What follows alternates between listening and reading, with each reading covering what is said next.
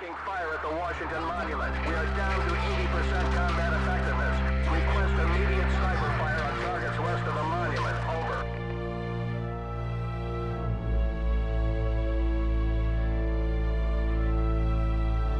All signs. This is the Washington Monument evac site. Be advised, our situation is critical. We can't take much more of this. We need more time to get these cities out of here.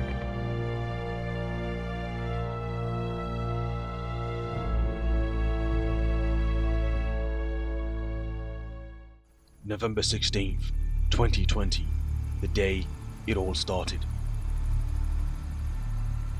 My squad and I were assigned by a commanding officer to retrieve a briefcase holding highly classified information. We located and fixed the enemy with our course of action intended on destroying them. On the double, move out. As we progressed through a difficult firefight, we succeeded in infiltrating the enemy's outpost. Eat this!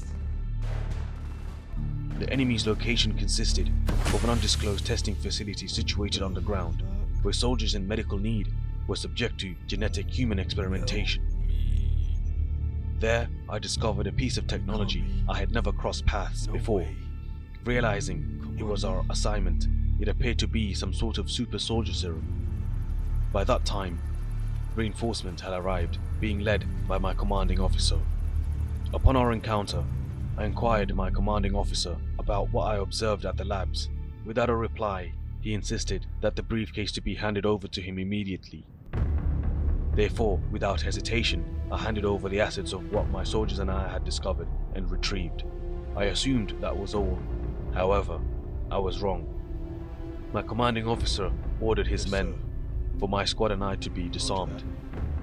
Understood. We were disarmed and pushed onto our knees with firearms directly pointed to the back of our heads.